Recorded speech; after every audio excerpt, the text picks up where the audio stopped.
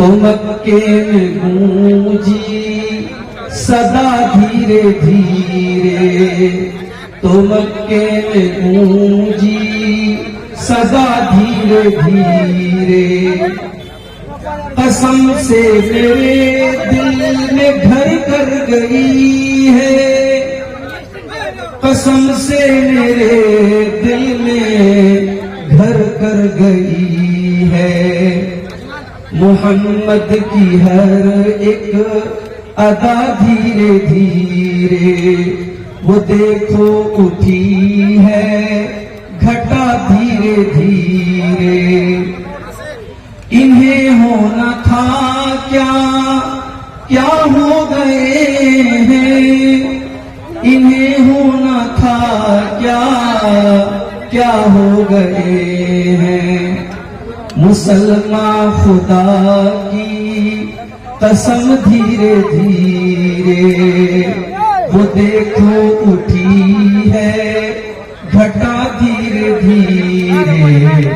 चली रहमतों की हवा धीरे धीरे। सदर मोहतरम उलमाए किराम,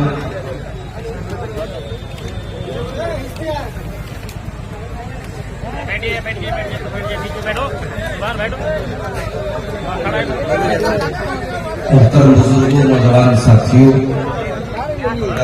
माँ और बहनों, सीमांचल के प्रोग्राम आमतौर से अक्टूबर से शुरू होते हैं और प्रोग्रामों का जो सिलसिला अक्टूबर से शुरू होता है वो दिसंबर की सर्दियों तक चलता है। इस साल का ये पहला प्रोग्राम सीमांचल का आपके इलाके में, आपके गांव में, जिसमें मेरी शिरकत हो रही है। अल्लाह के फजल करम से और आप हजरात की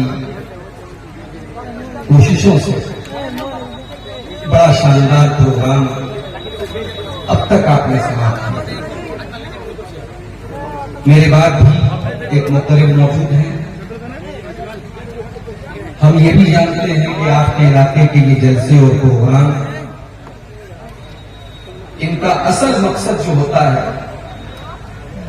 ये जो मदरसे चल रहे हैं गांव गांव, ये इदारे जो चल रहे हैं, इन इदारों और इन मदरसों के ताउन के लिए, उनके चंदे के लिए, उनको जिंदा रखने के लिए ये प्रोग्राम हो।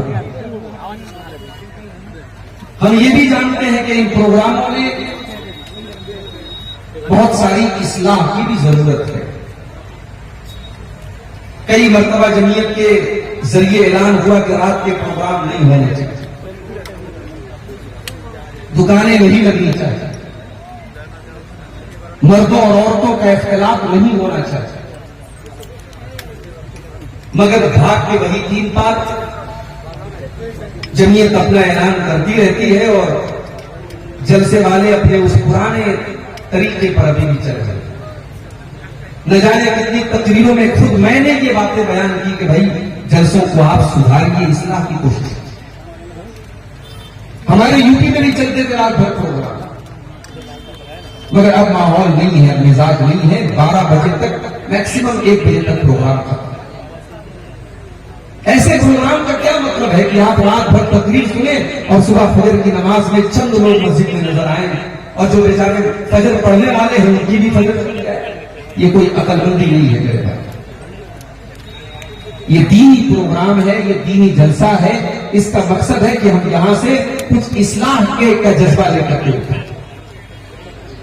अगर आपके जलसे में आने का मकसद तफरीह करना है, इंटरटेनमेंट करना है, मनोरंजन करना है, तो मेरे भाइयों, मैं पहले भी कह चुका हूं और आज भी कह रहा हूं कि फिर आप कोई और तरीका निकालिए मदरसों को चलाने का, जलसे मत करें।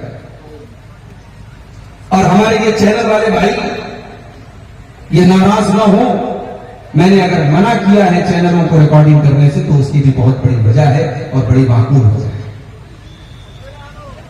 प्रोग्रामों में आता हूं, 50 चैनल वाले रिकॉर्डिंग कर रहे हैं। अब जाहिर है कि हर चैनल वाले को मैं जानता हूं और न मेरी मुलाकात है। तकरीर में कुछ कर रहा हूं, बात मेरी कुछ है, और आप उस तकरीर को यूट्यूब पर अपने व्यू के लिए और अपनी शोहरत के लिए आप कुछ और रंग उसमें दे रहे।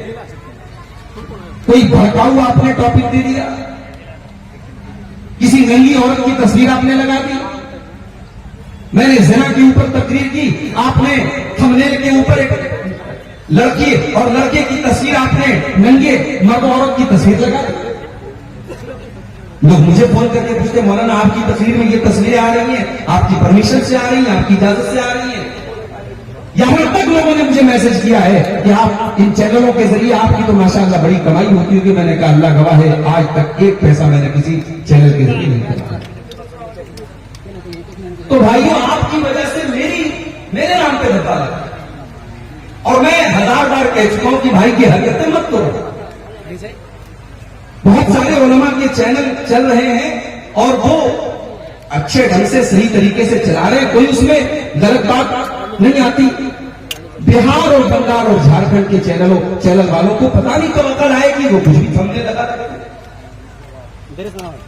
आप अपने व्यू के लिए, अपने सब्सक्राइबर बढ़ाने के लिए, अपनी इनकम के लिए किसी आलिम और किसी मुहर्रिर की साथ मत दिलाइए। हर इंसान की अपनी एक रिस्पेक्ट होती है, अपनी एक इज्जत होती है, और चूंकि इतने सारे चैनल वाले होते हैं, सबको कंट्रोल नहीं कर सकते हम। हर एक चैनल वाले से हम ये वादा नहीं ले सकते कि आप इस तरीके का थंबनेल नहीं लगाने। इसलिए मैंने जलसे वालों से कहा था कि आप मना कर दीजिए, पाबंदी कर।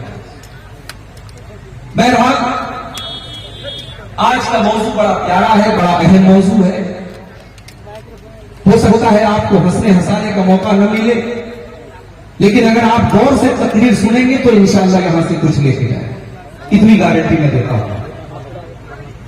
मैंने आपके सामने कुरान के 15वें पारे की सूरह बनी इसराइल की 2 आयतें पढ़ी, आयत नंबर 23 और 24। कुरान आपके घर में भी मौजूद होगा। अगर आप कुरान को तर्जमा के साथ, उसके अनुवाद के साथ, उसके मीनिंग के साथ अगर आपने नहीं पढ़ा है या नहीं पढ़ते हैं तो बहुत बड़ी बदनसीबी की बात है। अगर आप बंगला जानते हैं, बंगला में भी ट्रांसलेशन आता है, हिंदी जानते हैं, हिंदी में भी आता है, इंग्लिश में भी आता है, उर्दू में भी आता है। कुरान का 15वां पारा खोलिए और सूरह बनी इसराइल की आयत नंबर 23 से लेकर के 39 तक, 23 से लेकर के 39 तक, टोटल 17 आयतें। इन्हीं 17 आयतों की तफसीर कह लीजिए, तशरीह कह लीजिए, एक्सप्लेनेशन कह लीजिए, व्याख्या कह लीजिए, मैं आज आपके सामने बयान करूंगा। सूरह बनी इसराइल की इन 17 आयतों में अल्लाह ताला ने हमें और आपको 15 नसीहतें बताई हैं, 15 कीमती बातें बताई है, 15 ऐसी बातें बताई है कि अगर उनको हम अपना लें तो हमारी जिंदगी बदल सकती है, हमारा जीवन बदल सकता है, हम दुनिया और आखिरत में कामयाब हो सकते हैं। अब मैं आपसे वादा कर रहा हूं कि आप ये 15 नसीहतें यहां से सुनने के बाद आप ये वादा कीजिए कि आप इंशाअल्लाह उसके ऊपर अमल करने की कोशिश करें। सिर्फ एक कान से सुन करके दूसरे कान से उड़ा नहीं देना है। ये कुरान की नसीहत है, ये अल्लाह की नसीहत है, हमें इसको सुनना है, दिल में बसाना है और उस पर अमल करने की कोशिश करना है। दुआ कीजिए अल्लाह ताला हम सबको इसकी तौफीक अता फरमाए, आमीन। तो आइए कुरान का 15वां पारा पढ़ते हैं। वक़ज़ा रब्बुका अल्ला ताबुदू इल्ला इय्याह, ये पहली नसीहत है। 15 नसीहतों में ये पहली नसीहत है। वक़ज़ा रब्बुका अल्ला ताबुदू इल्ला इय्याह, तुम्हारे रब का, तुम्हारे परवरदिगार का ये हुक्म है, अल्लाह तबारक व तआला का ये हुक्म है कि इबादत अगर की जाएगी तो सिर्फ और सिर्फ उसी की जाएगी, उसके साथ किसी को शरीक नहीं किया जाएगा। ये पहली नसीहत है अल्लाह। अल्लाह की इबादत में किसी और को शरीक नहीं करना। अब इबादत किसको कहते हैं? सिर्फ नमाज पढ़ने का नाम इबादत नहीं है, सिर्फ सजदा करने का नाम इबादत नहीं है। हर वो अमल जो हम अल्लाह को राजी करने के लिए करते हैं वो सब इबादत है, और वो अमल हम किसी और के लिए नहीं कर सकते।